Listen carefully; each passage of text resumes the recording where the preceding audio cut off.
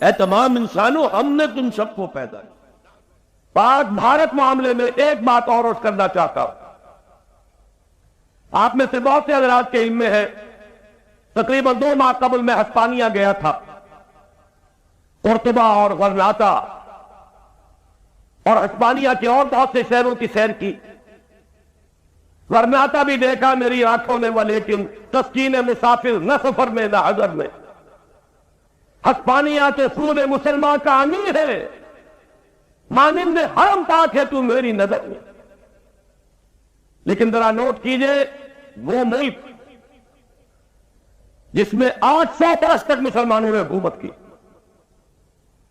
آج وہاں نام و نشان موجود نہیں۔ 1492 کو سقوط غرناطہ کے بعد یا مسلمان قتل کر دیے گئے یا جہازوں میں بھر بھر کر بھیڑوں بکریوں کی طرح شمالی افریقہ کے ساحل پر اتار دیے گئے، ایک نام نشان باقی نہ رہا۔ میں آپ سے عرض کر دوں، میں تفصیل سے عرض کر چکا ہوں جب وہاں سے واپس آیا تھا، اور ندامے میں میری تقریریں شائع ہو چکی۔ غرناطہ جس طرح ہسپانیہ میں آخری حصار تھا مسلمانوں کا، یہ بر عظیم پاک و ہند جس پر 1000 برس حکومت کی تھی، اب اس میں آخری حصار یہ پاکستان۔ ہندو کو اگر کوئی ڈر ہے تو پاکستان کا ہے۔ وہ ابھی بھارتی مسلمان پر بھی آخری فیصلہ کن وار اگر نہیں کر رہا ہے تو صرف پاکستان کے خوف سے نہیں کر رہا ہے۔ ہندو کی نفسیات میں پاکستان کا یہ شمال مغربی علاقے سے سارے فاتحین آتے رہے، اس کی ایک سب کانشس مائنڈ میں ایک خوف ہے اس علاقے کا۔ لیکن اگر خدا نہ خواستہ ہمارے الیکشن یہی رہے، ہمارا افتراق و اختلاف و انتشار یہی رہا، اور دشمن کو اگر کوئی تاری مار کرنے کا موقع مل گیا، اور خدا نہ خواستہ اگر اس پاکستان کو کوئی زد پہنچی، تو جان لیجئے معاملہ صرف مسلمانوں نے پاکستان کا نہیں ہے، پھر پورے جنوبی ایشیا میں اسلام اور مسلمانوں کا وہی حشر ہو سکتا ہے جو ہسپانیہ میں ہوا۔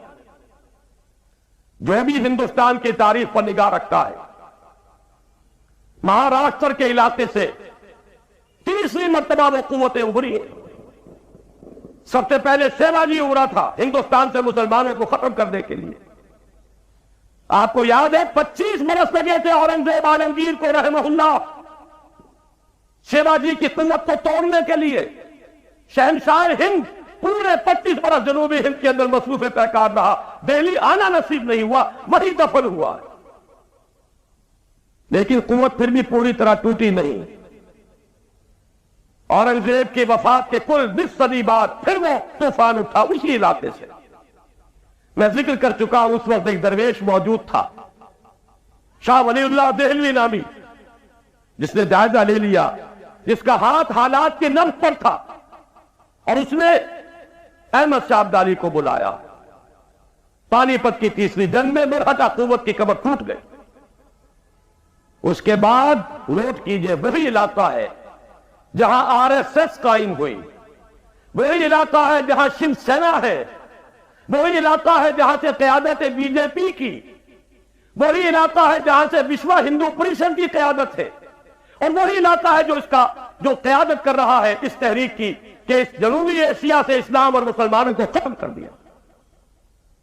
اگر خدا نہ خواستہ، میں نے جیسا کہ عرض کیا تھا، بھارت کا مسلمان اب اس سے شکوہ کرنا بیجا ہے۔ میں تو ہم پر حجت قائم کر چکا، اس نے پاکستان بنوانے میں حصہ لیا، اور اس جرم کی سزا وہ ابھی تک بھگت رہا ہے۔ لیکن اگر ہماری انہی بدعمالیوں کے نتیجے میں خدا نہ خواستہ خاکم بدہن اس پاکستان کو کچھ ہو گیا، تو سزا صرف پاکستان کو نہیں ملے گی، ہسپانیہ کی تاریخ بر اعظم پاک ہند میں دہرائی جائے۔